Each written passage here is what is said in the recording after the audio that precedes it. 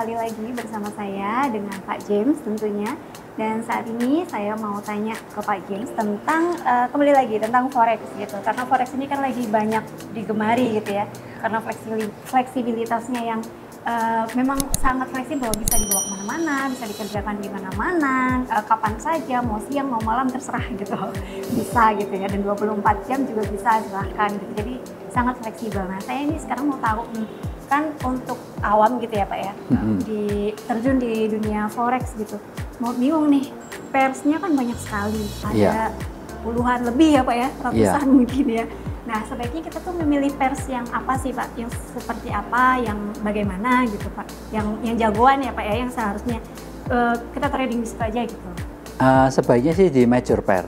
Jadi major pair itu kayak misalnya Euro USD, USD JPY ya kan, kayak pound sterling gitu. Nah itu kita memiliki beberapa keuntungan kalau kita trading di major pair itu. Pertama, dia spreadnya pasti akan lebih rendah daripada yang pair-pair yang eksotik ya. Yang eksotik itu spreadnya pasti lebih besar. Contohnya misalnya kita di GBP JPY yang pair-pair yang cross pair ya, cross pair atau eksotik, itu spreadnya pasti akan lebih besar jika dibanding dengan major currency. Major currency itu rata-rata spreadnya bisa 1, 2, kadang-kadang bisa di bawah 1, bisa 0, sekian gitu. Nah, selain itu kita juga bisa di XAU. XAU itu gold. Nah, gold memang spreadnya lebih besar, tapi gold ini termasuk ibaratnya pair yang umum, gitu. Tapi dibanding dengan kayak misalnya logam yang jenis lain yang bukan gold, itu spreadnya akan lebih besar daripada gold, gitu. Gitu ya Pak. Jadi kalau misalnya ini juga Pak, yang eksotik yang tadi Pak James bilang eksotik itu apa saja sih Pak? Eksotik itu adalah mata uang yang misalnya yang tidak umum diperdagangkan. Contohnya misalnya mata uang yang kayak mata uangnya Zimbabwe atau mata uangnya yang kayak Korea gitu, itu termasuk mata uang yang eksotik gitu. Oh gitu. Iya. Korea itu termasuk eksotik ya? Termasuk eksotik. Tidak umum diperdagangkan. Iya, nggak umum diperdagangkan di dunia internasional. Kalau yang umum itu paling umum itu Euro USD. Euro USD. Iya, lalu USD JPY itu umum, pound sterling itu GBP USD, lalu CHF itu umum. Oh gitu. Iya. Jadi sepertinya dari negara-negara yang ininya tinggi ya Pak ya, maksudnya nilai mata uangnya tinggi seperti itu. Yang misalnya yang banyak dipergunakan, yang banyak dipergunakan secara internasional. Secara internasional. Gitu. Jadi sebaiknya menggunakan pair-pair yang dari major pair. Major pair, karena kenapa? Karena itu spreadnya rendah. Kalau kita memakai yang tadi yang eksotik atau yang cross pair itu boleh juga, boleh nggak apa-apa.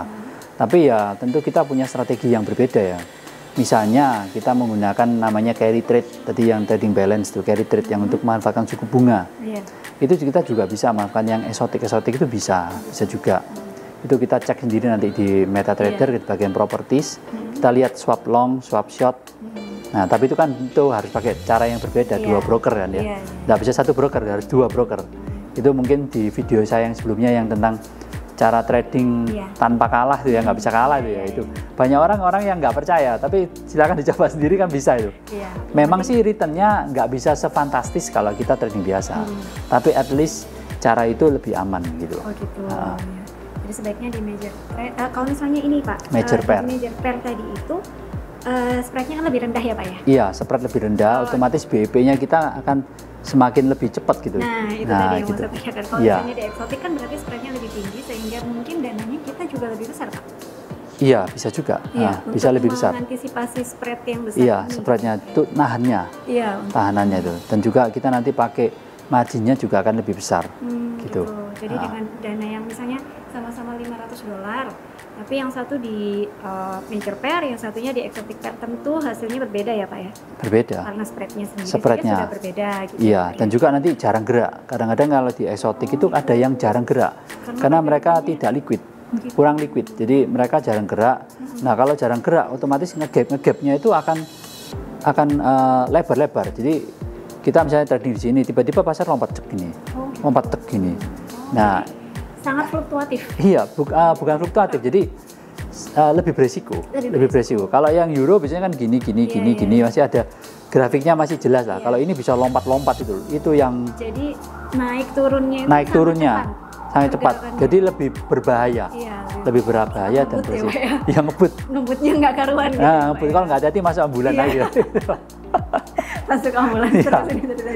Ya kalau misalnya yang di major pair biasanya pergerakannya naik turunnya itu nggak terlalu cepat ya Pak ya. Jadi ada tahapnya gitu. Iya, ya, ada Pak ya? tahapnya lah. Nggak Gitu. langsung kaget gitu ya. Nggak Pak, langsung ya? kaget gitu. Jadi kalau misalnya untung juga bukan untung yang langsung banyak.